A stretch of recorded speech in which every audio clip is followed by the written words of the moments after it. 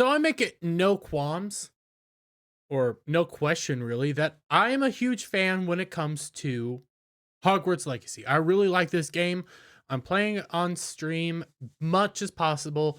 I think this game is borderline fantastic. Do I think it's the greatest thing ever?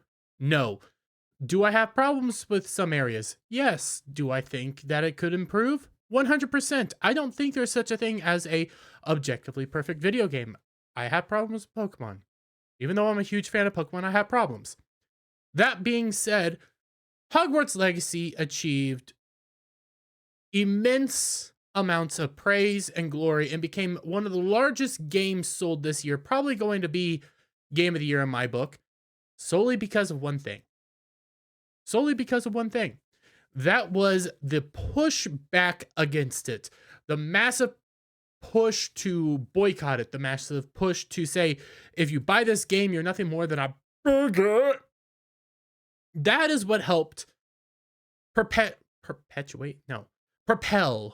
this game into the stratosphere.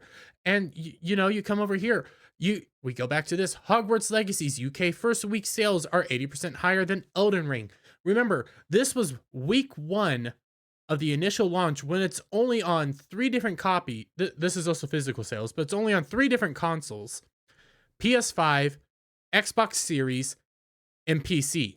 It has not come out for the Switch, Xbox One, or PS4 yet. And it already has a massive, massive amount of sales. Well, we have another one. Hogwarts Legacy dethroned as Steam top seller by new controversial game. What's that controversial game? Well, I talked about it last week. It's Atomic Heart. Yes, Atomic Heart has actually, at the moment, I think it'll end up getting dethroned again. I'm not so sure how this game's going to do in sales so far. Right now, it's doing relatively good, and it does look like a fun game. There's tons of problems with it. It is very long, but it does look entertaining. Atomic Heart, though, has succeeded in dethroning Hogwarts Legacy as of right now in the streaming charts. But I mean, when you compare it, it is still very small in comparison. Not super huge, but so Hogwarts Legacy has been out now for like how many days? 11 days? No, it was released on the 11th. Today's the 21st, so 10th and 11th, 10th. So yeah, it's been out for a while. Let's be real. Versus Atomic Heart just coming out like a few days ago. This is still very impressive. Why is that? Why is that? Well, you come over here. Hogwarts Legacy is likely the best-selling game of 2023 and is likely going to be the best-selling game of 2023 come the end of the year, not named Call of Duty.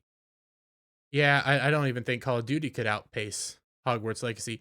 That said, its time on the throne of Steam has already come to an end. It will probably regain that mount, but as there is a new game topping the Steam top seller charts, and it's out today, like Hogwarts Legacy, it has stirred up quite a controversy due to the fact that the game is from Mudfish, a Russian developer. Many are unaware Mudfish is a Russian developer, and many that are aware of this don't seem to care, but there certainly seems some backlash and boycotting of the game, particularly on Twitter. Yeah, 100%. It's just Twitterati and Redditors, really, that are saying boycott this game. If you haven't connected the dots, the game in question is Atomic Heart, which is out today on PC, PS4, PS5, Xbox One, Xbox Series S, Xbox Series X, after years of anticipation. So, when you break down the controversy, and I've looked into it, I think I've been led on a goose chase myself. There is some questions here or there. Ultimately, it's because Mudfish, which was founded in Moscow, Russia. It is no longer in Russia, but because this company was founded in Russia, you have to boycott it. You had to boycott it. You couldn't play this game. This game was bad. This game was awful because of the, what's going on over there right now. Man, a year ago, what happened over there? Still going on? Told it was going to end no time at all? Okay. Anyways, yes, because of all that, people are coming out and saying, if you buy this game, you're funding the Russian war machine. You're funding the awful people in Russia. Why would you fund this game? Well, the game looked fun. The game looks interesting. And this is a continuation of the Hogwarts Legacy thing. Hogwarts Legacy, when it came out, it was going to be big. It was going to be massive. But the push against it propelled it into a new stratosphere. It allowed people to come out and say, what is this game? Oh, it's a Harry Potter game? It's an open world Harry Potter game? Wow, I might check it out. When it came to Atomic Heart, the only reason I even looked into it was because, no, actually, it wasn't because the game was coming out and it is a spiritual successor to BioShock. It's because of the controversy that I looked into it. And me looking into it, I think this game looks fun. Ryan of Legion Talk, super interested in this game, says it looks fun, says it looks, he's playing it, I believe, actually on stream. The game looks interesting. I'm sure there's probably problems. I'm sure there's probably bugs. It's day 1, day 2, day 3 by now. I think it's day 2. Because this came out, well, today for me, yesterday for you. So yeah, it's day 2 out. I'm sure there's still bugs. There's glitches here or there. Let alone, people are having fun with the game. But why did it become so big? Again, it's nowhere near Hogwarts Legacy big. Let's be real. It is not Hogwarts Legacy levels big. But what helped propel this game into maybe a next tier on the graph, where before it was just an indie developer? It was the controversy surrounding it and the push against it, where you get this on Reddit. Please don't buy Atomic Heart. Honestly, I'm very hyped toward the game since the announcement, and the least gameplays and trailers only cemented my desire to try it. Yet, this video published today actually has made me arise a lot of doubt about the game. The author of the video is a Ukrainian gaming YouTuber that has wanted to make awareness about the game on issues that are possibly worrying, providing some profa? I don't even know.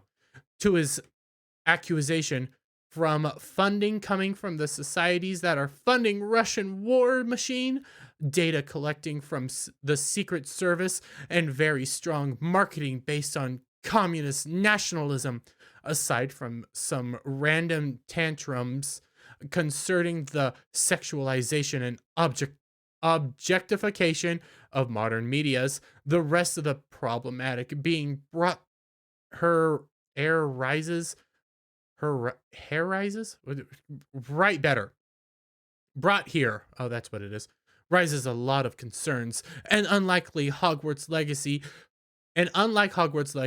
the actual purchase and or download on Game Pass could actually bring more harm, especially to Ukrainian, if this is all true. Thoughts? Well, no, it's not, because actually the Mudfish is no longer in Russia. It's in Cyprus. I don't think that's in Russia, actually. I need to look up where it is, but they moved. They're not in Moscow, Russia. They're not associated to Moscow, Russia. They've come out and said multiple times, no, we are actually not doing any of this stuff. We are just an indie developer creating a spiritual successor to BioShock and the BioShock games. BioShock being a massive game. Infinite is polarizing. Some people like it, some people hate it. But the games are still beloved. This is supposed to be a form of success to it. But what happened? What happened is, because of the push against it, because of the backlash, the boycott, it just propelled it into the next stratosphere. I can never remember that term that it is actually called. It's on the top of my head. It'll end up coming back to me eventually, but somebody in the comment section will tell me. I've said it before. God, I always forget it. So far, and the amount of writing at the moment of writing this, God, I can't read.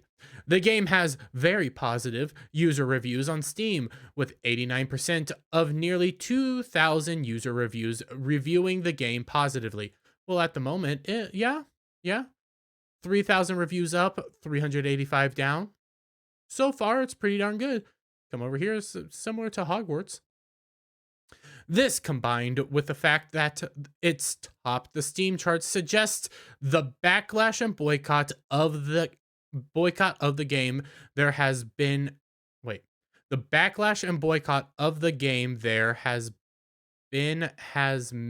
had minimal impact. What?